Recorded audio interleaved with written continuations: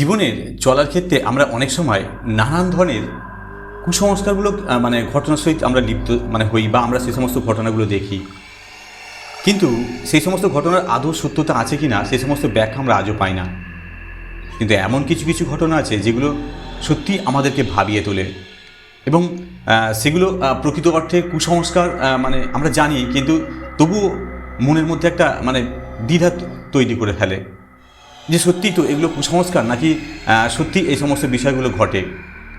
তো আমি আজকে একটা এমনই ঘটনা এমনই একটা গল্প তোমাদের সামনে উপস্থাপন করব, যে গল্পটা আজও বিশ্বাসযোগ্য নয়।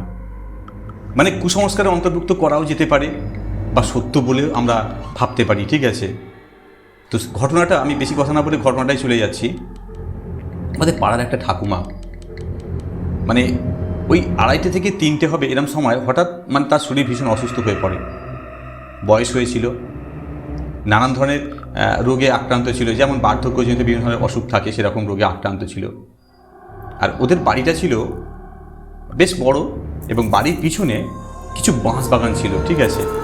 তারপর বাড়ির যেমন বাউন্ডারি দিয়ে ঘেরা থাকে সমস্ত ঘেরা ছিল, কিন্তু ওই বৃদ্ধাটা যখন ওই মৃত্যুকালীন সময় এসে গেছে প্রায় এরম ধরনের, ঠিক আছে? তার প্রচুর পরিমাণে শ্বাসকষ্ট হচ্ছে, কোথাও কিছু নেই, হঠাৎই ওই বাঁশ বাগানগুলো প্রচুর পরিমাণে হাওয়ায় দুলছে এবং অজস্র কাক যেন ডেকে চলছে, ঠিক আছে?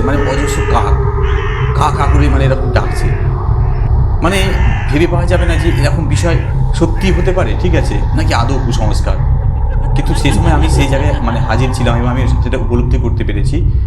এবং যথারীতি মানুষটাকে তো আর ওখানে ফেলে রাখা যাবে না, তো হসপিটালে নিয়ে যেতে হবে।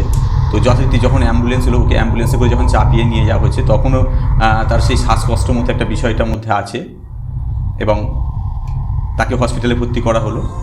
ভর্তি করার পর ঠিক 7টা সাড়ে 7টা নাগাদ উনি এক্সপায়ার করলেন। ঠিক ওই মুহূর্তে ওই বাড়ির সময় আমরা সবাই হাজির ছিলাম।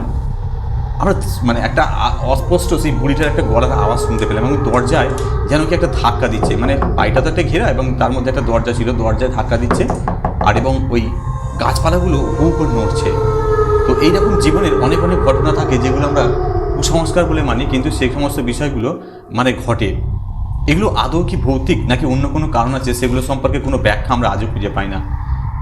সুতরাং এমন কিছু ঘটনা আছে যেগুলো আমাদের প্রকৃতপক্ষে শিক্ষা দেয় এই সমস্ত ঘটনাগুলো সত্যিই ঘটে। যাই হোক, আপনারা সুস্থ থাকুন, ভালো থাকুন এই কামনা করি। আর এই সমস্ত নতুন নতুন ভৌতিক এই সমস্ত বিষয় বা ঘটনা শোনার জন্যে আপনারা আমার চ্যানেলটিকে সাবস্ক্রাইব করুন, আমার পাশে থাকুন। আপনারা সুস্থ থাকুন, ভালো থাকুন।